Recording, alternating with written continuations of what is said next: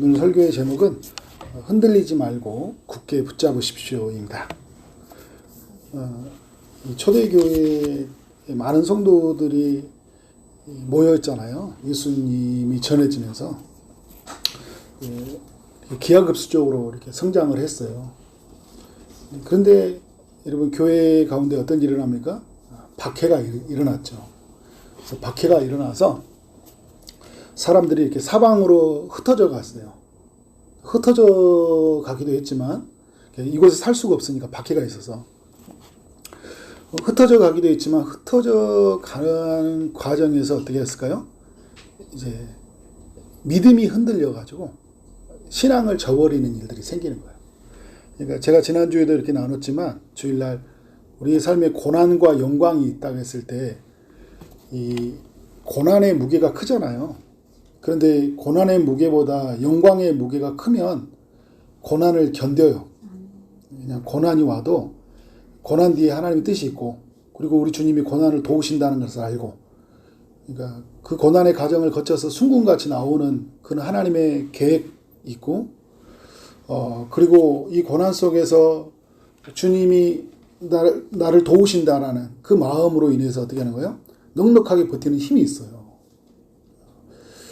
그런데 이 영광이 작으면 어떻게 해요? 이제 고난이 크잖아요. 그럼 어떻게 해요? 못 견뎌요. 견디지를 못하는 거죠. 그래서 이 초대교회 많은 성도들이 떠나는 것을 볼 수 있는데, 히브리서에서도 이 내용을 보면요. 히브리서의 10장에 가보니까 33절에 가보면 이런 내용이 있어요. 비방과 환난으로서 사람에게 구경거리가 되고, 혹은 이런 형편에 있는 자들과 사귀는 자가 되었으니, 무슨 말하냐면 비방, 환난, 구경거리, 이런 이야기가 이렇게 예수 믿는 사람들한테 일어나니까 어떻게 하는 거예요? 못 견디는 거예요. 그래서 어떻게 합니까? 많은 사람들이 떠났어요. 많은 사람들이. 그러나 영광이 큰 사람들이 있어요. 10장 34절에 보니까 너희가 갇힌 자를 동정하고 너희 소유를 빼앗은 것도 기쁘게 당한 것은 더 낫고 영구한 소유가 있는 줄 알미라. 그러니까 여러분, 어떻게 해요? 엄청난 고난이 있는데도 불구하고 그 고난을 기쁘게 당한 건 뭐냐면 더 나은 게 있다라는 거예요. 영구한 소유가 있다라는 거예요. 이게 영광이거든요. 이게 있는 줄 아는 사람은 어떻게 해요? 안 떠나요. 견뎌요. 그래서 여러분, 10장의 그 마지막 절의 내용을 보면 버틴다고 이야기해요. 고난이 와도 버텨요. 그런데 이 영광을 알지 못하면, 예수 믿으면서 얻어지는 지금의 영광이 있고요. 그리고 어떻게 하는 거? 이후의 영광, 나중 영광이 있어요. 이게 딱 정리가 되면 어떻게 돼요? 견디는 거예요. 그래서 여러분, 그런 고백을 하는 거예요. 고난아 와라. 그래서 또 이런 고백을 하는 거예요. 고난 받는 게 유익이네. 그잖아요. 고난 받는 게 유익이네. 왜냐하면 고난 뒤에 하나님이 그 순금같이 나오는 일이 있고, 그 고난 속에서 주님의 일하심들, 모든 것이 합력해 선을 이루고 가시는 일하심들. 그러니까 여러분, 고난 뒤에서 어떤 생각이 있냐면, 이 일 뒤에 하나님이 어떤 일을 이루실까? 그런 기대감이 생기는 거예요. 그러나 이런 그 영광을 생각하지 못하는 사람은 어떻게 해요? 고난 앞에 무너져 버려요. 우리가 이렇게 지금 생각할 때, 고난 이기죠, 이렇게 했는데, 초대교회 당시로 가보면 굉장히 고난이 컸잖아요. 사회 안에서 그 사회의 울타리 안에 살 수 없으니까. 그들과 함께 경제활동, 사회활동을 할 수 없어서 어떻게 하는 거예요? 그냥 어떻게 해요? 이 세상 밖에서 살아야 될 수밖에 없는 그런 우리의 삶 안에 그런 어려움들, 예수 믿는 사람들한테 어려움들이 있다라는 거예요. 네, 이게 그냥 경제적인 어려움들, 사회적인 박탈감, 이런 것들뿐만 아니라 어떻게 해요? 나중에는 이제 화형이 당하기도 하고, 단두대에 목이 베어지기도 하고, 또 사자밥이 되기도 하고, 그렇죠? 엄청난 고난과 시련들이 일어난 거예요. 단체로 사형을 시켜버린다든지. 그런 일들이 일어나잖아요. 그러니까 예수 믿는 게 참 너무나 영광스러운데, 로마서 8장 17절 말씀처럼 나와 함께 영광이 있지만 고난도 함께 받아야 할지니라. 고난도 있다라는 거예요. 그러나 현재의 고난은 장차 나타날 영광과 비교할 수 없도다. 이렇게 사도 바울도 딱 선언을 하고, 히브리서 기자도 34절에서도 더 더 낫고 영구한 소유가 있다. 그래서 나는 기쁘게 당한다. 이렇게 이야기해버리는 거예요. 여러분, 우리의 이게 고난이 왔을 때 우리가 어떻게 하면 나는 버틸 수 있을까? 못 버텨요, 인간적인 마음으로. 근데 우리는 그런 것 같아요. 예수 믿는 사람들은 앞으로 닥쳐올 고난을 두려워하는 게 아니라, 전쟁이 일어난다, 전염병이 일어난다, 경제 대공황이 일어난다, 여러 소식이 들려오잖아요. 이런 소식에 흔들리지 말고, 우리가 하나님께 무엇을 받았느냐? 그리고 앞으로 우리가 무엇을 얻을 것이냐, 이걸 생각하면 어떻게 하는 거예요? 더 나은 거니까. 그 영구한 거잖아요. 그러니까 어떤 거예요? 기쁘게 당하는 거예요. 올 테면 오라는 거예요. 올 테면 와봐. 때릴 때면 때려봐. 물론 때리면 아파요. 그죠? 우리 김태훈 전사님 때릴 것 같아서 겁먹어가지고 이제 장가 가야 되는데, 다음 주에. 그죠? 다음 달에. 우리가 이제 이번 주 주일날 또 우리 이제 그만두잖아요. 그죠? 사역을 그만두고 배신하고 떠나지만. 그렇지만 우리 전사님 위해서 기도 많이 해주시고, 또 우리 이제 앞으로 강도사 목사에 가는 길이 너무나 은혜스러운 영광스러운 일이 있지만, 무엇도 함께 예비되어 있을까요? 고난도 있어요. 그런데 무엇이 더 크다? 영광이 크다. 잘 감당하길 바랍니다. 네, 여러분, 진짜 힘든 건 뭐냐면, 저는 볼 때 믿음이라는 단어라는 생각이 들어요. 그러니까 극복하는 것과 극복하지 못하는 것은 믿음의 차이인 것 같아요. 그러니까 이런 거죠, 여러분. 내가 믿어지면, 고난 뒤에 영광이 믿어지면, 어떻게 하면, 고난 뒤에 하나님의 일하심이 있다면, 믿어진다면, 히브리서 2장에서 16절에 말하는 것처럼, 그가 시험을 당하였은즉 시험 받는 자를 등이 도우실 수 있느니라 말하잖아요. 예수님이 이미 그렇게 도우신다고 이야기해요. 히브리서에는. 그걸 믿어진다면 어떻게 하는 거예요? 내가 이길 수 있는 거예요. 그 믿음이거든요. 그런데 여러분, 우리가 믿어지지 않으면 되게 힘든 거예요. 또 우리는 이런 게 있어요. 전에는 이게 우리가 믿음이 충만하다는 이야기잖아요. 믿음이 충만했어요. 그러니까 우리 이런 것 같아요. 한번 믿어지면 계속 그 믿음이 이렇게 수준이 있는 게 아니라, 이렇게 뭔가 이렇게 쭉 이렇게 좀 내게 이렇게 주전자에 물이 빠지듯이 그냥 다 믿음이 또 떨어져 있어요. 믿음이 약화되어 있다고 그래요. 믿음이 떨어졌다, 그런 이야기를 하잖아요. 그러니까 전에는 어떤 것도 다 견딜 수 있을 것 같았어. 나 어디든지 간다고, 누구든지 붙여줘봐. 나 무슨 일이든 다 할 거야. 나 어디서 살 수 있어, 했거든요. 누구든지 붙여주면 다 섬길 거야 했는데, 어느 순간 보니까 어디에 있는 게 싫어. 왜 나한테 이런 거야? 그리고 이제 어떤 사람은 못 견뎌. 뭐가 약해진 거예요? 믿음이 약해진 거야. 믿음이 약해진 거예요. 하나님이 살아계시고, 하나님이 필요해서 필요한 만남을 허락해 주셨거든요. 나에게 붙여주셨거든요. 근데 하나님의 주권이 안 믿어지는 거예요. 하나님의 섭리가 안 믿어지는 거예요. 그냥 아유, 재수 없으니까 별 이상한 인간 다 만나. 이렇게 가는 거예요. 그러니까, 우리가 재수 없다라는 이야기, 이런 이야기 있잖아요. 그러니까 하나님의 섭리를 믿는 사람들이 그딴 이야기를 하면 되겠습니까, 여러분? 그죠? 믿음이 떨어지면 어떻게 해요? 엉뚱한 이야기예요. 그죠? 빈수레가 요란한 것처럼 어떻게 믿음이 채워져 있으면 충만한데, 다 수용한데, 요란해요, 요란해. 어떻게 해요? 믿음이 약해졌다라는 거예요. 그리고 믿는 것이 불확실해지며. 그러니까 이 초대교회에 있는 성도들은 보면 예수님이 하나님의 아들이잖아요. 그가 인간이 되어서 오셨거든요. 그래서 어떻게 하는 거예요? 인간을 대표해서 십자가에 죽으셨어요. 그러니까 하나님이니까 그가 어떻게 죽음에서 다시 살아나셨고 보좌 우편에 올라가셨어요. 죄의 문제, 죽음의 문제, 사단의 권세로부터 완전히 해방시켜 주셨다고요. 이 놀라운 신비거든요. 이게 믿어졌어요. 그러니까 여러분, 사도 베드로가 너희가 십자가에 못 박힌 예수가 주와 그리스도가 되었느니라 이야기하잖아요. 어떻게 그분은 다시 살아났고 우리 모든 죽은 자를 살려내는 주님이 되었고 구원자 그리스도가 되었다라는 거예요. 그러니까 어떻게 합니까? 어찌할꼬 막 하면서 이 베드로 앞에 나오니까 베드로가 회개하고 제사함을 받아라 이야기하잖아요. 성령을 받아라. 그래서 그날 회개하고 나온 사람이 3,000명, 나중에 5,000명이 되었잖아요. 근데 여러분 하나님의 아들이고 그가 인간이 되셔서 오셔서 죄의 문제를 해결하셨어요. 그리고 히브리서서는 이야기하는 거죠. 그가 대제사장이었다. 인류의 구원하기 위한 속죄의 제물이었다 이런 이야기를 해줘요. 그런데 사람들은 어떤 생각을 하냐면 천사 중에 한 명일 것 같다.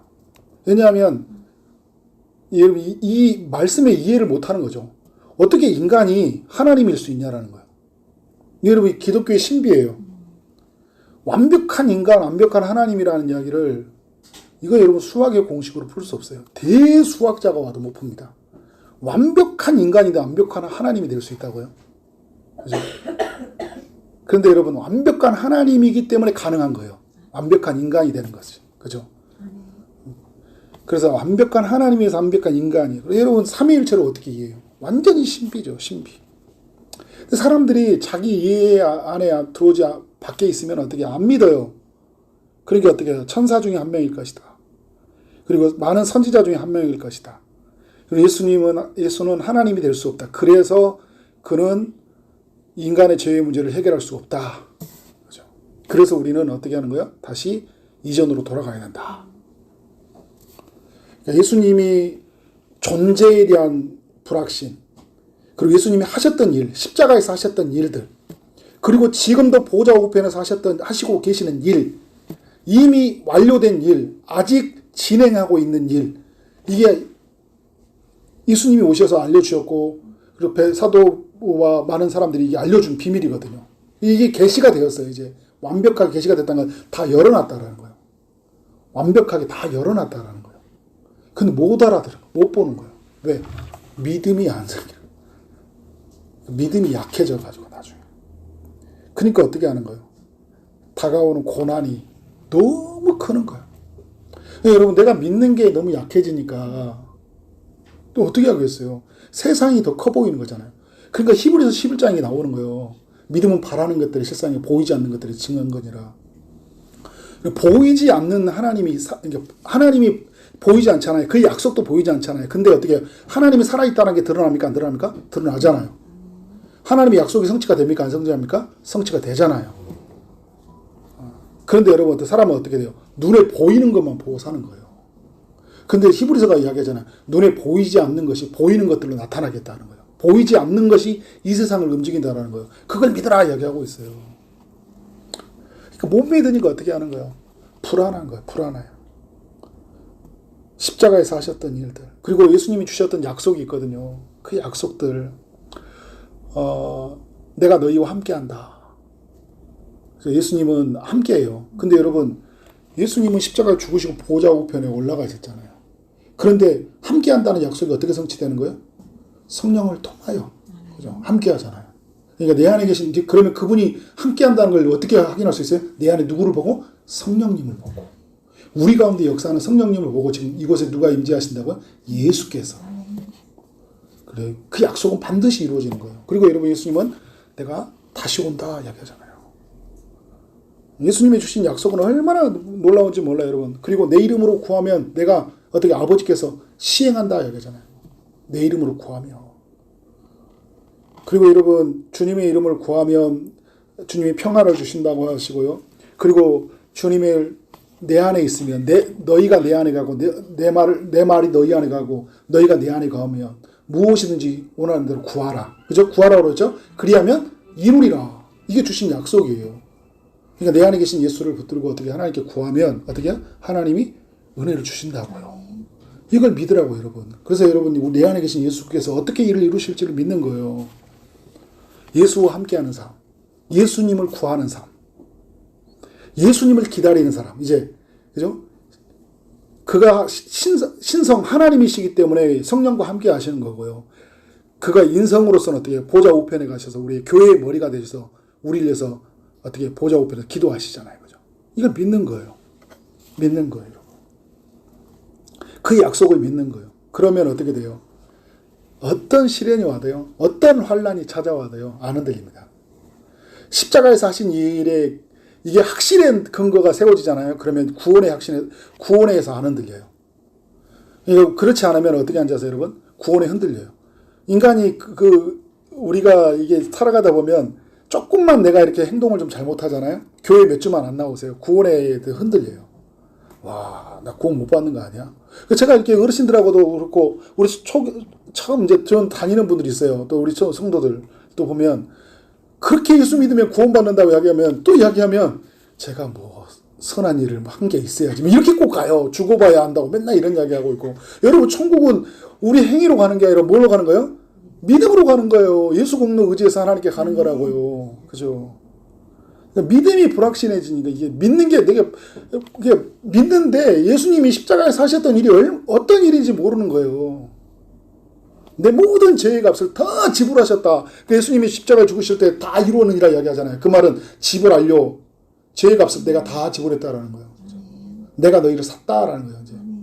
그래서 여러분 고린도전서는 우리는 주님의 것이고 주님은 아버지의 것이다. 하나님의 것이다 이야기하잖아요. 그러니까 우리는 하나님의 것이에요.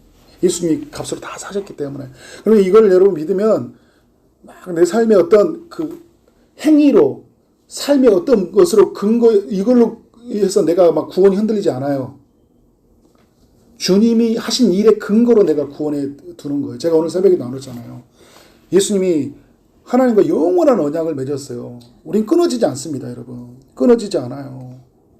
놀라운 일입니다, 여러분. 그래서 저는 그 하나님과 우리의 관계가 어떻게 이루어졌냐면 이 성경에는 여러 관계들을 이야기하거든요. 성경에서는 보면 창세기에는 창조주와 피조물의 관계로 이야기하잖아요.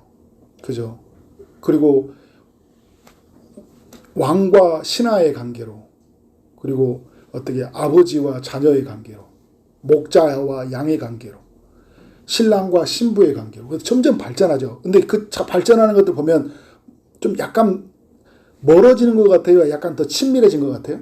친밀한 관계가 있잖아요. 그러니까 그걸 설명해 주는 거예요. 예수님을 만나서 우리가 하나님과의 어떤 관계가 되냐면 더욱 친밀했던. 그래서 여러분 이게 종지부를 찍는 게 바로 예수님이 우리 안에, 우리가 예수님 안에 거한다 이야기하는 거예요. 우리는 예수님과 한 몸이 되었다라는 거죠. 우리는 이런 이야기 했잖아요. 그 사랑하는 남자끼리 멘트가 이런 이야기잖아요. 내 안에 너 있다 뭐 이런 이야기만 하면 막 뿅 가고 그러잖아요. 그죠? 우리 홍인정 집사님, 박영관 집사님 그런 이야기 했나요? 그러니까 어떻게 해요? 이건 더욱 친밀한 관계가 형성이 되어졌거든요, 여러분. 우리는 믿음으로 말미암아 이 모든 일이 일어났어요. 믿음으로 말미암아. 그러니까 여러분 어떻게 해요? 이제는 내 안에 계신 주님과 그분이 나를 목자 삼아 주셨고 그분이 나의 신랑이 되시고, 그죠? 그를 통해서 하나님이 나의 아버지가 되었고, 그래서 우리는 하나님을 아빠 아버지라고 되었으니까 여러분 흔들릴 수 있어요? 흔들릴 수가 없는 거예요. 흔들릴 수가 없어요. 세상의 유혹이 너무 크면요. 그래서 우리가 믿음이 약해지면 그 세상의 큰 유혹이 우리를 끌고 가버려요. 끌고 가버려요. 이전에 살았던 삶의 체계가 우리를 끌고 갑니다. 가치 체계 있죠. 그러니까 이전에 살았던 삶에 추구하는 가치 체계들이 있어. 나는 이런 것들을 추구하고 살아가. 유대인들이 마치 그 유대교로 살아갔던 것처럼 그런 가치 체계는 굉장히 우리 뿌리 깊게 잡고 있거든요. 어떤 거는 경관지처럼 우리를 자리 잡고 있어요. 근데 이게 믿음으로 들어왔거든요. 근데 그 뿌리가 완전히 뽑혀져 나가야 되는데 어떻게 이제 이전의 삶의 체계가 딱 한기성이 있거든요. 예수님의 은혜로 덮었는데 그게 이제 믿음이 약해지면 그게 뭐가 돼가요? 쑥 올라와요. 그래서 어떻게 모든 건 어떻게 이제 그래서 이 시대에 우리 이평강 목사님 오셨던 이야기처럼 그 르네상스 이후에 막 그랬던 산업혁명 이후에 어떻게 막 이성주의, 과학주의 이런 게 들어와 있어요. 이게 인간의 속에 뼛속까지 들어와 있어요. 나중에는 처음에는 믿음으로 한다고 했다가 나중에 좀 믿음이 약해지면 어떻게 해요? 안 돼. 이건 안 되는 일이야. 그죠? 내 이성에 근거해서 안 돼요. 근데 세상에 우리가 이전에 가지고 있었던 그 가치 체계 이게 얼마나 우리를 뿌리 깊게 했는지 몰라요. 막 샤머니즘 이런 거 다 합쳐서 온갖 것들이 우리를 어우러져서 우리를 어떻게 해요? 믿음을 약화시키게 만들고 있다는 거예요. 그래서 우리로 하여금 어떻게 사단은 믿음을 약화시키기 위해서 우리로 어떻게 합니까? 주님에게서 떨어져 나가게 하는 거예요. 약속 없이 살게 하고 주님 없이 살게 만드는 거예요. 주님 없이 홀로 살게 만드는 거죠. 이게 사단의 큰 목표예요. 이 히브리서 3장과 4장에도 이렇게 보면 계속 불순종하는 이스라엘 백성들 이야기해 주는데 이스라엘 백성들을 하면 꼭 하는 이야기가 있어요. 없으면 없는데 막 불평하는데 꼭 마지막에 내거는 그 하나의 그 문구가 있어요. 나 애굽으로 돌아갈 거야. 조금만 하면. 그 여러분 우리도 그렇잖아요. 나 교회 안 다녀. 나 교회 안 다녀. 나 딴 데 갈 거야. 막 이런 거잖아. 나 싫어. 막 이렇게 가버려야 된다고 그런다고 여러분. 그죠? 뭐요? 떠난다고 막 엄청 겁을 주고 막 그래요. 그죠? 나 이게 인간이 그래요, 여러분. 나 그냥 갈 거야, 나. 애국으로 돌아갈 거야. 계속 그래, 계속. 근데 그 자녀들도 그래요. 그 자녀들, 1세대들이 다 죽었거든요. 2세대들 자녀들도 똑같이 이야기야. 부모들 다뤘어. 나 그냥 돌아갈 거야. 자기가 애국에 살지도 않았으면서. 자기가 옛날 살았던 집처럼. 인간이 왜 그러는지 몰라요, 여러분. 그러니까 내가 믿음이 약해지면 이런다고, 여러분. 예수에 대해서 알지 못하면 이런다. 그래서 여러분, 히브리서가 그걸 이야기해줘. 우리가 믿는 예수님이 누구냐? 1장 1절부터 그는 하나님이시다. 근본 본체 하나님의 영광의 광채시다. 그죠? 만물을 붙들고 계시다. 만물이 그로 말미암아 지어졌다. 그의 만유의 상속자로 삼으셨다. 그죠? 그가 여러분 어떻게 모든 죄의 문제를 해결하시는 메시아다라는 것을 우리에게 알려주고 있어요. 그래서 히브리서가 우리에게 이야기해 주는 건 뭐냐면요. 그렇게 흔들리려고 할 때 오늘 이제 말씀이 있기 전에 3장도 그렇고 막 2장도 그렇고 계속 우리를 붙드는 이야기를 말을 해요. 붙드는 이야기. 그 말씀을 붙들게 하고 그 다음에 우리의 모든 문제를 해결하셨던 예수 그리스도를 바라보게 하셔요. 그래서 히브리서 3장 1절에 어떤 말합니까? 그러므로 우리에게 대제사장인 예수를 깊이 생각하라 이야기하잖아요. 예수를 생각해봐. 예수님이 하셨던 일을 생각해봐. 예수님이 십자가에서 하셨던 일을 생각해봐. 그가 하나님의 아들이 이 땅에 오셨던 일을 생각해봐. 그가 이루셨던 일을 생각해봐 이야기하고 있는 거예요. 계속 이야기하고 예수님이 그래서 여러분 이 히브리서는 이야기할 때 오늘 또 이렇게 4장 14절에서 이야기하잖아요. 그러므로 우리에게 큰 대제사장이 계시니 승천하시니 그분은 승천하셨다는 거예요. 하늘로. 곧 하나님의 아들이라는 거예요. 그가 하나님의 아들이라고 이렇게 딱 선언을 해요. 히브리서 기자가. 그는 인간 중에 탁월한 사람이 아니야. 천사 중에 한 명이 아니라니까. 그는 하나님의 아들이라고. 그는 하나님이라는 소리예요. 그런데 여러분 우리 그래서 뭐라 하냐면 우리가 믿는 도리를 어떻게 하라고요? 굳게 잡을지어다. 우리가 믿는 도리라는 거예요. 그분은 우리가 믿어야 할 일이라는 거예요. 우리가 따라야 될 일이에요. 그래서 그걸 어떻게 하는 거예요? 굳게 잡으라는 거예요. 굳게 잡으라. 히브리서 이렇게 쭉 보면요. 10장 23절에도 이렇게 10장 23절에도 보면 소망의 고백을 굳게 붙잡으라. 우리가 고백하는 그 내용을 굳게 붙잡으라는 거예요. 예수 신앙에 대한 고백을. 그리고 히브리서 12장 2절도 그죠? 믿음의 주요 온전케 하신 예수 그리스도를 바라보라 이야기해요. 바라보라.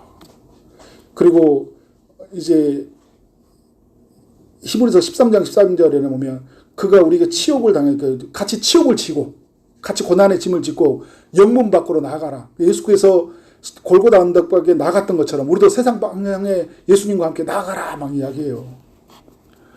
그러면서 여러분 오늘 또 이제 4장 16절에 보면 은혜의 보좌 앞에 담대히 나아갈 것이니라. 그러니까 주님에게 나아가라. 주님을 생각하라. 그죠? 주님을 바라보라. 주님을 붙잡으라. 이렇게 이야기하고 있어요. 그래서 여러분 우리가 주님을 붙잡고 나가는 건 너무나 중요하다. 예수를 붙잡아야 돼요, 여러분.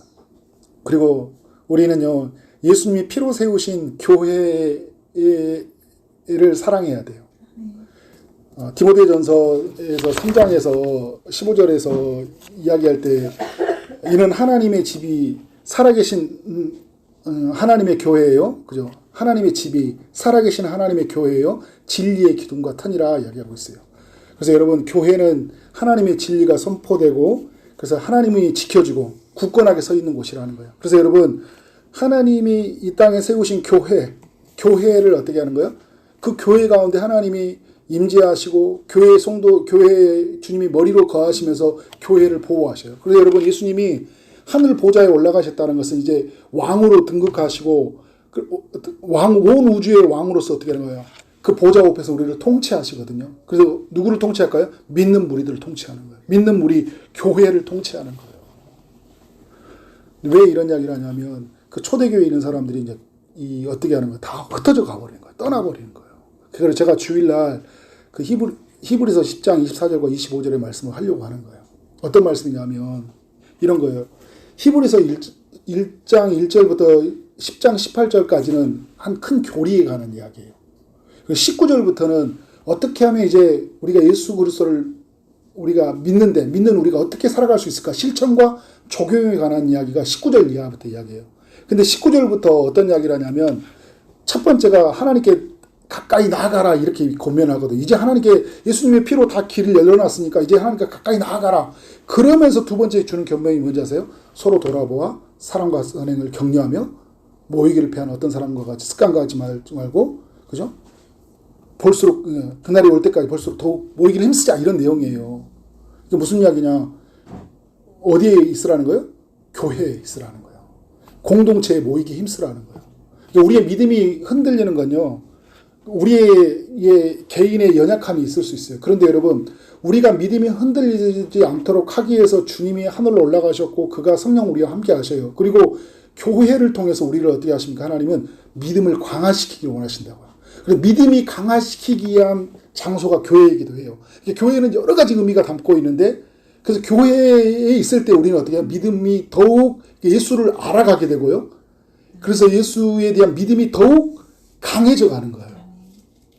로마서 12장에 보면 믿음이 강한 자들이 믿음이 약한 자들의 짐을 져주라고 이야기해요. 그러니까 교회 안에 믿음이 강한 자들이 믿음이 연약한 자들의 짐을 져주면서 어떻게 해요? 그 믿음이 연약한 자들이 믿음이 흔들려가지고 교회 세상으로 떠나가지 않도록 어떻게 하는 거예요? 그들을 믿음으로 견고히 세우게 한다는 거예요. 그래서 우리는 어디에 머물러야 돼요? 교회에. 그래서 여러분 모이기에 힘쓰는 거예요. 모이기에 힘쓰는 거예요. 이 부분은 제가 주일날 더 나누도록 하겠습니다. 그래서 여러분 우리의 믿음이 너무나 연약하기 때문에 나를 잘 알아야 돼요. 나는 가만히 있으면 믿음이 세워지는 게 아니라 어떻게 하는 거예요? 믿음이 연약한 자를 알고 하나님이 어떻게 믿음으로 강하기 위해서 말씀이라는 수단, 기도라는 은혜의 수단을 주신 거예요. 그리고 예배라는 그 말씀과 기도가 있는 예배라는 그래서 여러분 우리가 말씀을 읽고 기도하다 보면 믿음이 강화된다니까요. 그런데 그 말씀과 기도가 있는 그 예배 속에서 하나님의 임재를 경험할 때 우리의 믿음은 더욱 부요해져요. 더욱 자라간다고요.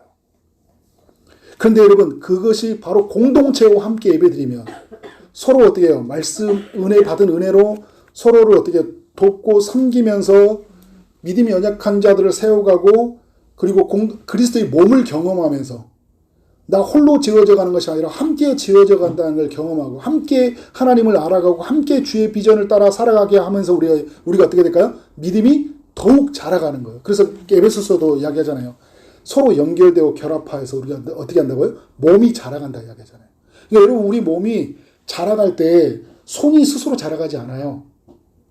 우리 몸은요. 모든 게 결합과 연결이 통해서 다 자란 거예요. 심장과 폐와 신장과 뼈와 근육과 마디가 하나로 연결되어 있기 때문에 자라간 거예요. 그렇기 때문에 자라가는 거예요. 우리의 믿음은요, 여러분, 공동체와 함께 연결되어 있는 거예요. 각 지체 삼았던 사람들이 함께 어우러져 있을 때 우리는 자라가는 거예요. 그러니까 여러분, 교회를 사랑해야 돼요. 교회 모임 가운데 하나님이 우리를 그리스도의 그 몸으로서 우리를 자라가게 하시는 그 신비를 경험해야 되는 거예요. 여러분 초대교회는요 이 신비를 알았어요. 그래서 여러분 사도행전 2장에서 말하는 거예요. 모이기에 더욱 힘썼다라는 거예요. 더욱 힘썼다라는 거예요. 제가 주일날 나눌 이야기인데 제가 왜 나누냐면 참 이번에 히브리서 10장을 이렇게 나누려고 생각했는데 때마침 이평강 목사님 오셔가지고 첫날에 어떻게 해요? 모이는 교회와 흩어지는 교회 말씀을 하셨잖아요. 진짜 모이는 교회하고 너무 잘 맞다. 히브리서 10장의 말씀은. 그래서 제가 이번 주에 설교의 제목을 모이는 교회라고 이렇게 정했거든요. 그러니까 여러분 우리는 교회는 모여야 돼요. 그때 여러분 우리는 주님으로 자라가는 게 뭐냐면 마태복음 18장 20절 두세 사람이 모인 것에 내가 그들 중에 있다고 하잖아요. 그 모임 속에 주님이 임재하시고 그 주님이 머리로 우리를 통치하시는데 우리가 그 몸 안에서 서로 연결되면서 어떻게 해야 될까요? 자라가는 거예요. 자라가는 거예요. 너무 중요합니다, 여러분. 그래서 우리가 예수님을 의지해서 우리가 이 살아가는 삶들, 그 예수님이 세워진 교회를 통해서 그래서 여러분 우리가 그 안에 머물러 있을 때 우리는 어떤 걸까요? 어떤 환란이 찾아와도 우리는 흔들리지 않는다.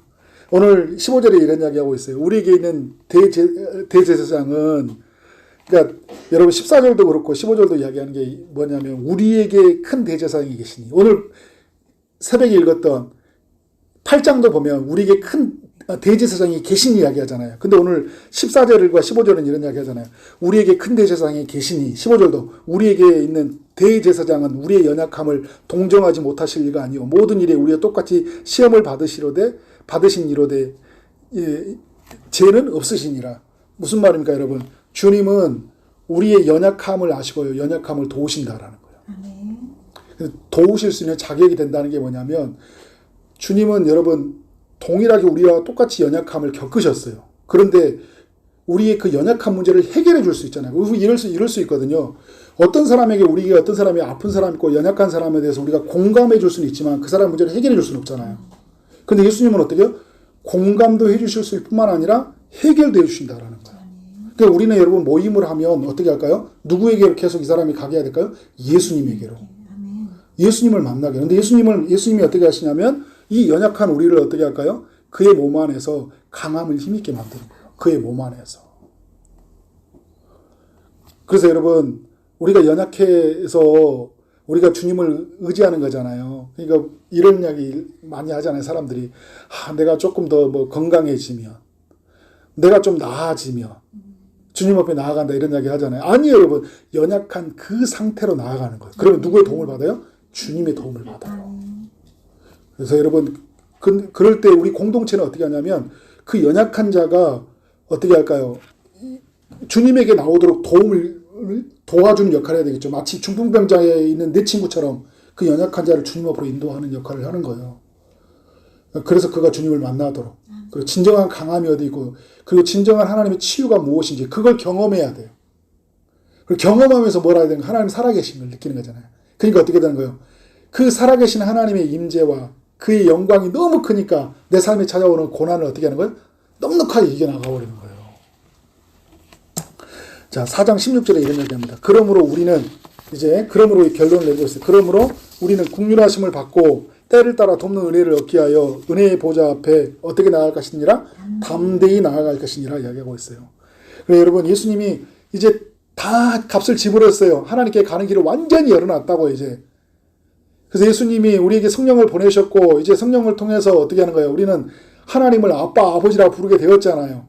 그래서 예수님이 모든 죄의 값을 지불했으니까 어떻게, 그러니까 우리는 이제 의로운 자로 하나님 앞에 설 수 있는 거예요. 그러니까 우리는 어떻게 합니까? 담대히 하나님께 나아가는 거예요. 자, 우리가 연약함에 빠져 있고 우리가 어떤 문제에 빠져 있고 어려움에 생길 수 있어요. 그러면 사람들이 그런 어려움의 문제에 빠져가지고 완전히 나를 완전히 나락으로 떨어뜨릴 때 있어요. 그때 여러분 제일 중요한 게 뭐냐면 그 연약함 속에서 하나님을 찾는 거거든요. 제가 예전에 한번 가는데 고백했던 적이 있어요. 제가 이렇게 아주 오래전 일이에요. 제가 청년 때 일이에요. 그때는 혈기가 왕성해서 막 그냥 이렇게 막 사람들한테 성질내고 막 지금 혼자 있을 때 성질내지만 전에는 막 그냥 사람들 만나면 막 마음에 안 들면 그냥 은혜받다가도 막 화내고 그랬어요. 교회 모임하다가도 막 안 되면 제 마음대로 화내고 막 이랬는데 그날 저녁에 기도 모임인데 제가 기도 모임을 인도를 하래요. 산에서 한대요. 그래서 광덕산에 올라가가지고 기도한다는데 예전에 부산에 계셨던 이제 목사님이 있어요. 그 목사님이 이제 그 문화를 만들었어요. 우리가 청년들이 이제 한 달에 한 번은 이제 광덕산 꼭대기 올라가가지고 기도를 했거든요. 근데 저보고 기도 인도를 하래요. 그래서 기도 인도를 다 준비하는데 그날 너무 회사에서 일 마쳐가지고 너무 바쁜 거야. 막 씻고 하는데 이제 빨리 가야 돼. 사람들 기다리니까. 근데 빨리 가야 되니까 제가 이렇게 차선을 위반하고 딱 들어갔어요. 어떤 차가 딱 저를 보더니 이 차가 저를 이렇게 가고 있는데 와 하면서 빠른 차 있잖아요. 스포츠카 같은 차예요. 쫙 옆에서 멀리 딱 대는 거예요. 차를. 깜짝 놀랐죠. 그래서 꽤 멈췄어요. 그랬더니 다시 가면 다시 또 집어넣더라고요. 그래서 창문을 열어요. 그때 저는 약간 좀 돌았어요. 창문을 열더니 저보고 이제 딱 열어요. 운전 똑바로 새끼야 하는 거예요, 저한테. 근데 제가 저도 이렇게 약간 이제 선택이 돼 있었잖아요. 창문을 딱 열었어요. 그래서 저하고 딱 눈이 마주쳤어요. 내가 이따가, 야, 너 차 저기다 대. 그랬어요. 너 대. 너 대고 있어. 그랬더니, 그냥 갑자기 뺑 도망가 버린 거예요. 쫓아갔어요, 또. 기도에 인도를 가는데. 쫓아갔어요. 근데 거기 막다른 길에 도착해 그냥. 내렸어요. 그 앞에 딱 차 내리더라고. 차 두드렸죠. 이렇게 두드려. 그때는 이제 이성이 이런 말 해가지고 두드렸더니 창문을 열어요. 딱 쳐다보더니 저한테 하는 소리가 아저씨가 잘못했잖아요. 그러니까 아니 내가 잘못한 건 맞는데 그렇게 나를 차를 밀어가지고 죽어요. 딴 데 반대 차선 차 오는데 그걸 밀어버리려고 나한테 지금 뭐 하는 짓이야 당신. 내려 당장 내려. 그랬어요. 했더니 옆에 있는 여자친구가 아저씨 죄송해요 살려주세요 말이야. 똑바로 해요. 그리고 아무 데나 가서 그렇게 행동하면 안 돼. 물론 내가 잘못한 건 미안해 하고 왔어요. 근데 그러고 이제 기도 모임 가는데 여러분 기도 모임이 되겠어 안 되겠어요? 얼마나. 근데 그 친구를 보면서는 안 떨렸는데 기도 모임 가는데 뭐 너무너무 떨린 거예요. 다 기다리고 있어요. 이제 찬양하고 이렇게 기도 모임을 해야 되는데 못 오겠어. 계속 저는 울었어요. 막 하나님 저는 이 정도밖에 안 돼요. 너무 연약해요. 전 쓰레기예요. 하면서 옛날 저는 이제 기도할 자격이 안 돼요. 그래서 안 된다. 저는 못하겠다 하려고 했더니 하나님 주신 마음이에요. 그러니까 이 히브리서 4장 10절은 담대히 하나님께 나아가라. 담대히 나아가라. 그래서 제가 이제 담대히 나아가려니까 찔리잖아요. 그래서 재고백하고 제가 오늘 오면서 너무 큰 죄를 저질러서 이렇게 왔습니다. 근데 하나님 은혜에 의지해서 제가 기도에 인도하려고 합니다. 산 꼭대기에서요. 눈물바다가 됐어요. 다 같이. 왜냐하면 다 연약감에 빠져있거든요. 그러니까 여러분 우리가 그런 시대에 살아요. 이렇게 살라는 게 아니에요. 여러분. 이렇게 무너져 있는데 어떻게 해요? 주님이 우리를 어떻게 해요? 주님이 마음껏 나올 수 있도록 하게 하신다. 그런데 저는 이런 것 같아요. 여러분. 내가 만약에 내가 예수 그리스도가 하셨던 일을 알지 못했다면 그리고 그리스도께서 지금 내게 무엇을 원하는지 알지 못했다면 저 그날 기도원도 않고 그냥 바로 집으로 돌아갔고 이런 나를 자책하고 이런 나 때문에 후회하고 엄청 나한테 그렇게 살았을 거예요. 그런데 그리스도가 하셨던 일을 생각했어요. 십자가에서 일을. 그리고 나 때문에 그래서 십자가에 죽은 일을 생각한 거예요. 그리고 약속을 생각해요. 그럼에도 불구하고 나를 사랑한다는 거예요. 그럼에도 불구하고 나를 하나님이 어떻게 한다는 거예요. 쓰시겠다는 거예요. 그리고 오늘 약속을 또 기억하는 거예요. 은혜 보좌 앞에 담대히 그냥 네가 나아가라는 거예요. 그래서 여러분 어떻게 해요? 그걸 근거하고 나아가니까 그냥 하나님 은혜 주시더라고요. 그런데 여러분 이게 그 강력한 힘이 뭐냐면 은혜를 받고 나니까 돌아오면서 어떤 생각이 든잖아요. 다시는 내가 이런 짓을 하지 않아야 되겠다. 예. 하나님이 이렇게 딱 저의 고백을 맡기더라고요. 다시는 내가 그런 사람이 있으면 그렇게 사람한테 가서 겁도 주고 막 그런 짓은 정말 이제 하지 않아야 되겠다. 근데 여러분 어떻게 해요? 또 무너질까요? 다른 모습으로 또 무너져요. 그런데 여러분 어떻게 해요? 주님이 하셨던 일들. 그리고 우리 가운데 살아계셔서 이루실 그 영광들을 생각하니까 어떻게 하는 거예요? 하나님이 하시는 거예요. 저는 그래서 여러분, 저는 은혜라는 말이, 제가 은혜가 되게 뭔 거냐면, 은혜를 얻기 위하여 이야기하잖아요. 저는 무슨 말이냐면, 참, 이 은혜가 필요하다라는 게 이런 것 같아요, 여러분. 히브리서 제가 6장 3절을 보면서 얘기했거든요. 그가 허락하시면 우리가 나아간다 이런 말을 해요. 무슨 말이냐면 여러분 내가 막 뭔가를 하려고 해도 초보의 신앙에서 안전하게 나아가라 했는데 그가 허락하시면 나아간다고요. 무슨 말입니까 여러분? 하나님이 은혜 주셔야지만 하나님이 열어주셔야지만 우리가 갈 수 있다는 거예요. 내가 하나님께 막 나가려고 했는데 하나님 닫아놓으면 못 가는 거예요. 은혜를 열어놓으셔야지 간다는 거예요. 근데 여러분 히브리서 4장 16절 먼저 하세요. 은혜를 열어놔버렸다는 거예요. 그러니까 어떻게 하는 거예요? 들어와라는 거예요. 만서 너 좀 못했다고 기죽지 말고 너희가 나한테 와 그런 거예요. 와. 그죠? 은혜 어떻게 은혜를 열어놓은 거예요. 그래서 저는 이런 거예요, 여러분. 우리가 결단하고 우리의 두 가지가 만나야 돼요. 우리의 결단과 우리의 삶을 뭔가 바꾸고 싶어하는 그 결단이 필요하죠. 그런데 은혜가 만나야 돼요. 근데 히브리서 6장 3절에 말했죠. 은혜가 하나님이 허락하시면 이제 하나님이 열어주셔야 되는 거예요. 열어주셔야 되는 거예요. 그럼 어떻게 되는 거예요? 우리는 가는 거예요. 그런데 히브리서 저자가 말해준 게 뭐냐면 지금 은혜의 시대다. 예수님이 어떻게 나와요? 예수님으로 말미암아 하나님께로 가는 그 보좌로 가는 길을 활짝 열어버렸다는 거예요. 뭘로? 예수님의 피로. 그러니까 그냥 어떻게 예수님 떠나려고 하지 말고 예수님께 이르지 못하는 막 죄책감 때문에 막 세상에 붙들리는 것 때문에 가지 못하지 말고 어떻게 은혜의 근거에서 활짝 열어놨으니까 그 은혜의 근거에서 어떻게 하는 거예요? 하나님께 나아가라는 거예요. 나아가라는 거예요. 그래서 어떻게 은혜를 누리라는 거예요. 근데 여러분 저의 삶도 그럴 거예요. 은혜가 바꾸더라고요. 은혜가 임하니까. 은혜의 보좌 앞에 가니까 그 보좌 앞에서 만져주시는 그 하나님의 이로와 그의 만져주심, 그의 하나님의 인도하심을 경험하니까 어떻게 하는 거예요? 내가 하나님의 그 속에서 완전한 자유를 누리고 평화를 누리고 내 삶에 감사가 나오고 집으로 돌아갈 때는 어떻게 해요? 그 동산에 올라갈 때는 눈물로 그냥 두려움의 눈물로 내려왔는데 내려갈 때는 동산에서 기도의 그 동산에 내려갈 때는 찬양의 기쁨으로 내려가더라고요. 그죠? 히브리서의 12장 16절에 보면 이런 얘기가 있어요. 음행하는 자와 혹 한 그릇 음식을 위하여 장자의 명분을 판 에서와 같이 망년된 자가 없도록 살피라 이야기하고 있어요. 그러니까 여러분 은혜에 벗어난 적이 대표적인 사람이 바로 에서예요. 그죠? 팥죽 한 그릇에 그죠? 장자권을 팔아버려. 그러니까 무슨 말이냐면 그냥 먹는 거 세상 거에 다 마음이 팔려가지고요. 하나님께서 주시는 예비한 축복들을 누리지 못하고 그 은혜 앞에 나가지 못하고 살아가는 사람들이 히브리서에 있는 독자들이다. 그리고 이 시대에도 그런 사람들이 얼마나 많이 있는지 모른다라고 이야기해주고 있어요.